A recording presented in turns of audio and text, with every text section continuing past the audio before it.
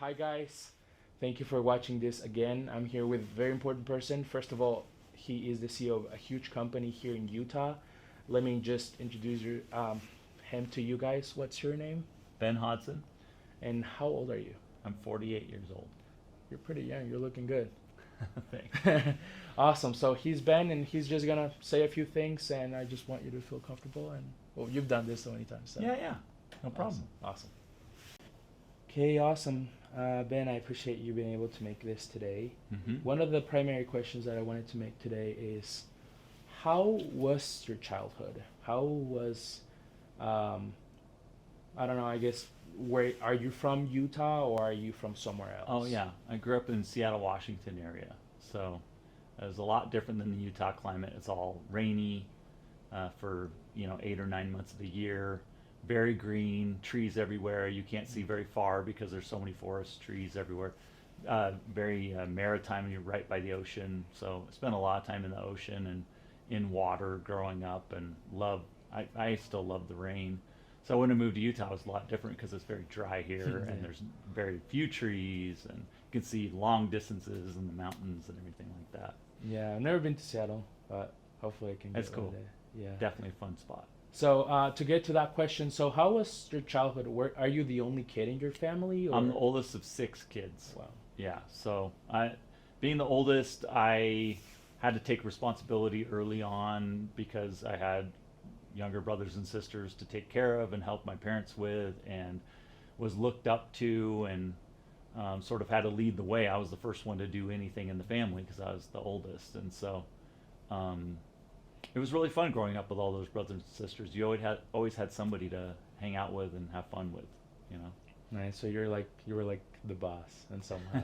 It's kind of, yeah. You definitely get I think a lot of oldest kids get a personality of ownership and responsibility, sort of independence, because they have to find the path. Yeah, that makes sense.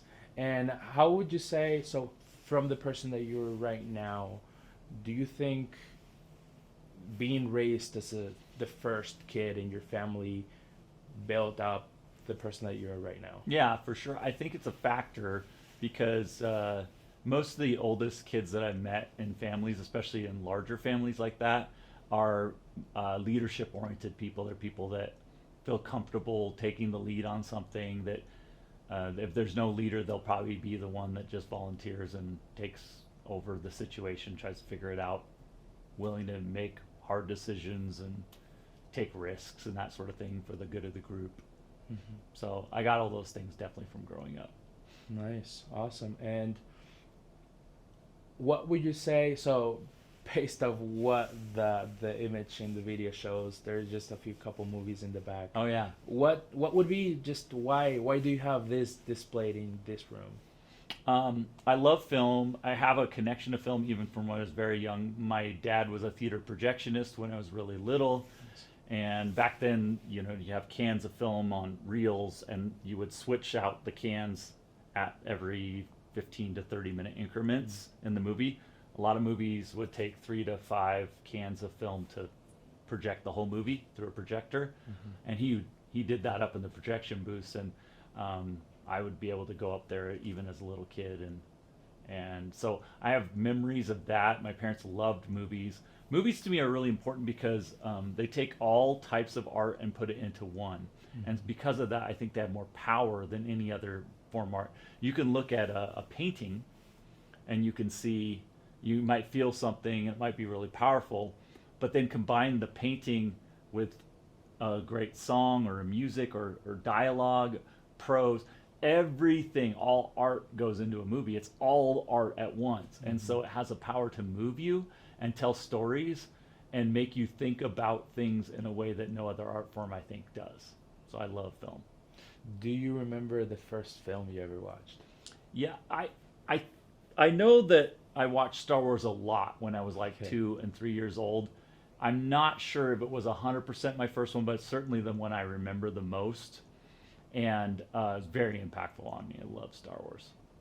Was it the fourth one, or? Yeah, episode 4. It was the Star Wars. Originally it was called, and they later titled it A New Hope. But it's the movie that came out in 1977, which I was 1 year old when it came out. But it played in theaters for more than 2 years straight. It was so popular. Just never left theaters. Yeah. So, well, you say that movies have been really impactful for you. Uh, Being a business owner, how impactful it is, I guess, relating movies to what you have right now and what you consider your business. I guess relating that to family that you have right now and anything Yeah. that you've really been doing so far. I mean, movies, one, when you're in a theater and you're watching a movie, a drama or something, you can put yourself in the head of the character. You can think about what they're thinking.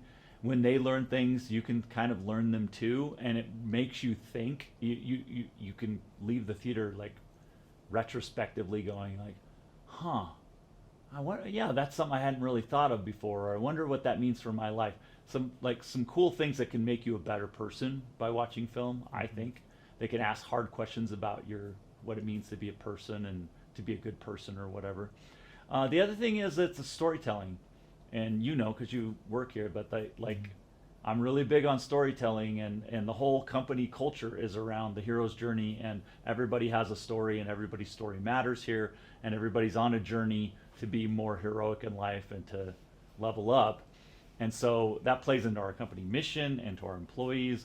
It's part of how our family, my kids and my wife, that's how we raised the kids, was, around like be a good person, be a better person, try to make the world a better place type thing. Awesome. It's all movie driven. Yeah. Well, based of the storyline and like the storytelling, I guess. Have you ever experienced being a business owner? One of like, what would you say the hardest challenges you faced as a business owner? And also, are you a dad? Yeah, I So, have 2 kids. A dad. How are you? How has been around these kind of challenges in your business and in your family? And how big you've been kind of like handling this Yeah. in your personal life? It depends on the time of life of what was most stressful. Like if the company's just starting out and you have no money and you can't pay yourself, then you're stressed about finances and the bills and being able to pay employees, and there's a lot of pressure there. Mm-hmm. If the company's going pretty well and you're paying yourself and you're paying your employees and it's growing, then you start having a lot of pressure on your time. And then you start getting stressed about, like, am I spending enough time with my friends and my family, mm-hmm. and balancing that with, because your business kind of becomes your life in some ways, especially mm-hmm. as an entrepreneur. If you are at like the scale of Job Nimbus right now, where we are really big and really successful, then the pressure is really around all the things that have to go right every day for the company to keep growing. It just gets harder and more complex, and we've got like 30 balls we're juggling in the air at any one time, and we can't drop any of them. And so there's a lot of pressure and stress around that. But I think all of it comes back to stress. Like the biggest challenge in the business is just managing the stress of it. Awesome. Okay.